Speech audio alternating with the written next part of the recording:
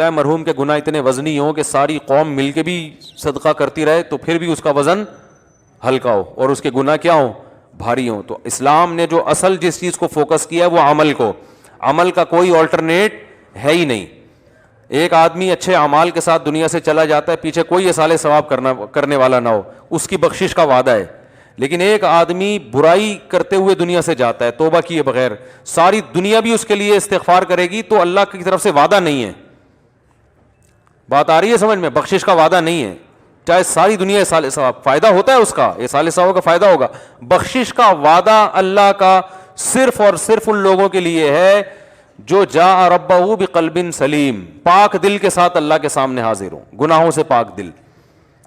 تو گارنٹی صرف اس کے لیے، باقی کسی کے لیے نہیں ہے. اسی طرح یہ یاد رکھو، جو اتنا بڑا جنازہ ہو گیا، لوگ کہتے ہیں کسی کا بھی جنازہ بڑا ہو تو سب بخشے بخشائے ہیں، تو جنازہ بھی بڑا ہونا ایک اچھی چیز ہے، اچھی امید ہے، لیکن گارنٹی جو قرآن و سنت میں ہے وہ صرف کس کے لیے؟ عمل اچھا ہو. عمل اچھا ہے، مر گئے، کوئی دفنانے والا نہیں ہے، چیل کوے کھا گئے لاش کو، بخشش یقینی ہے. عمل اچھا نہیں تھا، مر گئے، پوری دنیا بھی 6 ارب کی آبادی آ گئی جنازے میں شریک ہونے کے لیے، کوئی گارنٹی نہیں اللہ کی طرف سے. فضیلت ہے کہ اتنے لوگ مغفرت کی دعا کر رہے ہیں، شاید بخش دے اللہ، امیدیں لگائی جا سکتی ہیں. اللہ کی طرف سے گارنٹی بولتے کیوں نہیں ہے، گارنٹی صرف ایک کے لیے ہے، کیونکہ قرآن میں زیادہ فوکس اسی کو کیا، عمل. یہی وجہ ہے کہ آج لوگ عمل سے ہٹ گئے ہیں اور بس ان چیزوں پہ، کراؤڈ پہ، اور اتنے لوگ ہیں میرے نعرے لگانے والے، اور اتنے لوگ، اور کچھ لوگوں نے عجیب معیار بنا لیے ہیں، میں صبح اتنے وظیفے پڑھتا ہوں، شام کو اتنی تلاوت کرتا ہوں. گناہ سے آپ بچتے ہو کہ نہیں بچتے؟ اگر آپ گناہ کر رہے ہو تو پھر معاملہ آپ کا خراب ہے. تو سب سے پہلے قرآن نے اعمال کو فوکس کیا ہے. قرآن میں ہے نا والعصر ان الانسان لفی خسر، انسان خسارے میں ہے، الا الذین آمنوا وعملوا الصالحات، سوائے وہ لوگ جو ایمان لائے اور نیک اعمال کیے. یہ تو نہیں کہا قرآن نے کہ سب انسان خسارے میں سوائے وہ لوگ جو مر جائیں تو پیچھے دیگیں چڑھا رہے ہیں لوگ ان کے لیے، سوائے وہ لوگ جو مر گئے تو پیچھے قرآن خوانی پہ قرآن خوانیاں ہو رہی ہیں، وہ خسارے میں نہیں ہے. نا نا نا نا نا نا. اصول اور ضابطہ جو لا ہے وہ کیا ہے؟ آمنو، عقیدہ درست، وعملوا الصالحات، اور اعمال اچھے کر لو، اپنے عمل کو فوکس کر رہے ہیں بھائی تو یہ کر لو، پھر باقی چیزیں گریبی میں چلاؤ. مر جائے تو اتنے لوگ جنازے میں آ جائیں، اچھی بات ہے، اولاد دعا کرے آپ کے لیے، بہت اچھی بات. یہ سب گریبیاں ہیں. آپ پلیٹ ہی خرید نہیں رہے ہو، کھانا ہی گریبی سے شروع کر رہے ہو. آپ ہوٹل میں گئے، آپ نے کہا یار نہاری کتنے کی؟ اس نے کہا 100 روپے کی. آپ نے کہا اچھا روٹی کتنے کی؟ اس نے کہا 15 روپے کی یا 10 روپے کی. آپ نے کہا چائے کتنے کی؟ اس نے کہا جی 20 روپے کا کپ ہے. آپ نے کہا اور گریبی؟ اس نے کہا گریبی فری میں. تو آپ نے کہا 8 گریبیاں لے آؤ، خالی 8 گریبیاں لے آؤ. وہ کہے گا بھائی جان پہلے کھانا تو کھاؤ. ہاں اگر روٹی بیوہ ہو گئی، یعنی سالن ختم ہو گیا اور روٹی رہ گئی خالی، تو روٹی بیوہ ہو گئی، تو اس کو بیوہ ہونے سے بچانے کے لیے ہم تھوڑی سی گریوی لا دیں گے. یار تھوڑا سا ہمارا بھی حق بنتا ہے کہ آپ نے 100 روپے کی پوری پلیٹ خریدی ہے، تو اب اگر آپ کا پیٹ خالی رہ گیا 2-4، ہم تو پورے کھانچے بھرتے ہیں نا بھائی. جب کھانا کھایا جاتا ہے ہوٹلوں میں تو جتنے بھی کھانچے ہیں پتے تک میں خوراک پہنچائی جاتی ہے، یعنی آتے ماتے تو بھر جاتی ہیں، اس کے بعد گردوں میں، پھیپڑوں میں، جہاں جگہ ملتا ہے ہم پہنچا رہے ہوتے ہیں. تو وہ گریوی سسٹم پاکستان میں، دنیا میں کہیں نہیں ہے، شاید انڈیا میں بھی ہو. اس کا فلسفہ یہ ہے کہ بھائی آپ نے پلیٹ کے پیسے دیے تھے، 100 روپے کی روٹی، آپ نے کھانا کھا لیا، پیٹ بھر گیا، 2-4 کھانچے آپ کے باقی رہ گئے ہیں، تو اب ہوٹل والا کہتا ہے یار اب اس سے کے پیسے آپ سے کیا لینے، چلو آپ نے اتنی قیمت ادا کر دی تو 1 گریوی یا 2 گریویاں بھی کھلا دے گا، وہ تھوڑی سی ڈال کے لے آئے گا، چلو جی. تو یہ جو جنازے میں اتنے لوگ آ جانا، اس سے بخشش کے وعدے ہیں. اسی طرح جو ہے پیچھے لوگ آپ کے لیے دعائیں مغفرت کرتے ہیں، ایصال ثواب کرتے ہیں، صدقہ کرتے ہیں، یہ اللہ کی طرف سے گریبیاں ہیں، یہ اصل نہیں ہے. جنت کی اصل قیمت عمل ہے، عمل. سمجھ میں آ رہی بات؟ جہنم سے بچنا ہے تو عمل. تو پہلے عمل مکمل ہو جائے، پھر نیچے بعد میں اولاد بھی دعائیں مانگ رہی ہے، اور بچوں میں حافظ بھی ہیں، وہ بھی بخشوائیں گے انشاءاللہ، شہداء بھی بخشوائیں گے، علماء بھی بخشوائیں گے، اور جناب پھر ساتھ ساتھ جو ہے وہ غریبوں کو کھانا بھی کھلایا جا رہا ہے، ایصال ثواب بھی ہو رہا ہے. تو یہ گریبیاں بھی ہیں. ہم نے جب یہ فضائل سنے اسلام میں گریبیوں کے، ہم نے عمل کو پیچھے کر دیا. لوگ سود بھی کھا رہے ہیں، چوری کے پیسوں سے حج کر رہے ہیں جا کے، کرپشن دبا کے ہو رہی ہے، بہنوں کی وراثت پھوڑی ہوئی ہے طبیعت سے، ان سے معاف کروا لیتے ہیں، بہنوں سے 2-2 کروڑ کے پلاٹ معاف کروا لیے ان سے، ٹھیک ہے نا، وہ معاف کروا لیے، ان کی وراثت نہیں دے رہے. اور جناب معاشرے میں جو بیوہ عورتیں رول رہی ہیں, دیکھ رہے ہیں ان کو اپنی آنکھوں سے, مگر کوئی اس سنت کو زندہ کرنے کے لیے تیار. میں تو اس کو بھی ایک جرم ہی سمجھتا ہوں. اور جناب لڑکیوں سے دوستیاں بھی ہیں, اور فون پہ گپیں بھی ہو رہی ہیں, 10 گرل فرینڈ پالی ہوئی ہیں, اور جناب شادی کرتا نہیں ہے, اور ادھر بھی دوستی ادھر بھی دوستی.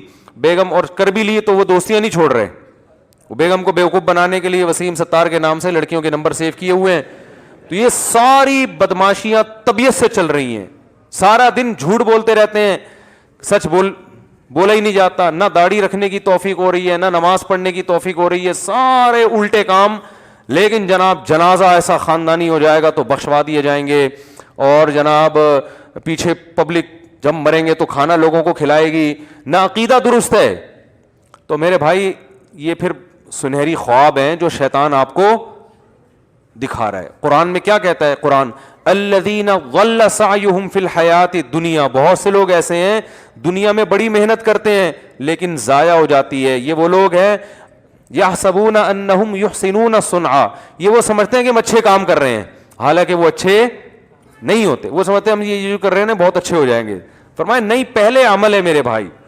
فرض کر لو آپ بہت نیک تھے, نیک آدمی تھے, خدا نہ خواستہ ایسی جگہ آپ کی موت ہوئی, اور موت بھی بڑی خطرناک ہوئی ہے, بھوک پیاس سے ریگستان میں تڑپ تڑپ کے مر گئے آپ. ایک مثال دے رہا ہوں, ٹرین کے نیچے آ کے مر گئے, بم دھماکے میں چیتھڑے اڑ گئے, کوئی ٹینشن لینے کا نہیں ہے. عمل اچھا تھا نا, جس طرح بھی مرو, دفنانا نصیب ہو یا نہ ہو, جنازہ نصیب ہو یا نہ ہو, غسل کفن نصیب ہو یا نہ ہو, کوئی ٹینشن. یہ بعد والوں کی ٹینشن ہے.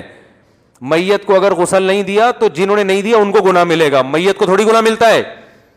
جنازہ پڑھنا تو بعد والوں کے اوپر فرض ہے کہ اکرام کے ساتھ, تمیز کے ساتھ, عزت کے ساتھ دفن کرو اس کو.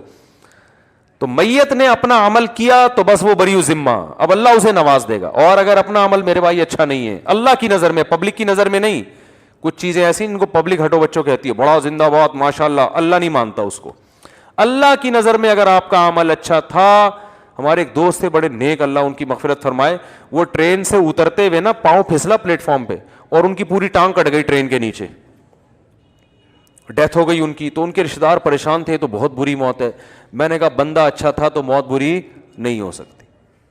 اللہ نے کہا ہے جو اچھا آدمی ہوتا ہے اس کی موت اچھی ہی ہوتی ہے, جو برا آدمی ہوتا ہے وہ اگر ایئر کنڈیشن روم میں اور عود کی خوشبوؤں میں بھی اگر مرے گا نا, اچھی موت نہیں ہے. بادشاہوں کی موت اکثر بڑے وی آئی پی کمروں میں ہوتی ہے, بہت اچھے اسٹائل میں ہوتی ہے, حالانکہ بہت پیسہ کھا کے مر رہے ہوتے ہیں. اور یاد رکھو یہ جو موت کی تکلیف ہوتی ہے نا گنہگاروں کو, اس سے دنیاوی تکلیف مراد نہیں ہے. دنیا میں بعض دفعہ نیک آدمی بہت اذیت والی موت سے مرتا ہے, اور برا آدمی بڑے آرام سے مر جاتا ہے.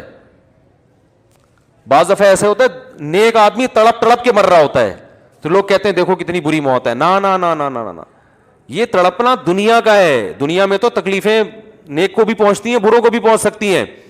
اور بعض دفعہ برا آدمی آرام سے مر جاتا ہے, لیٹے اور انا للہ پہنچ گئے, کوئی بیماری ایسی تھی کہ وہ فوراً مر گیا اس سے. تو اس لیے یہ کوئی معیار, لوگ میت کی شکلیں دیکھ کے اندازہ لگا رہے ہوتے ہیں, شکل پہ نور برس رہا ہے, بہت نیک آدمی تھا.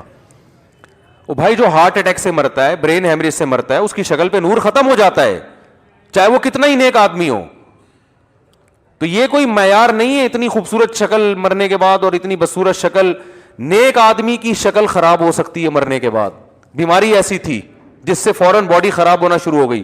برے آدمی کی شکل اچھی ہو سکتی ہے مرنے کے بعد, کیونکہ وہ جس طرح سے مرا ہے تو ہو سکتا ہے اس بیماری کی وجہ سے باڈی جلدی خراب نہ ہو, یا ٹھنڈے علاقے میں مرا ہے. اب کوئی چترال کے برف خانے میں مر گیا, شراب پی کے بھی مرے گا, جلدی خراب نہیں ہوگا, 3 دن بعد بھی جائیں گے نورانی مسکراتا ہوا چہرہ نظر آئے گا اس کا آپ کو.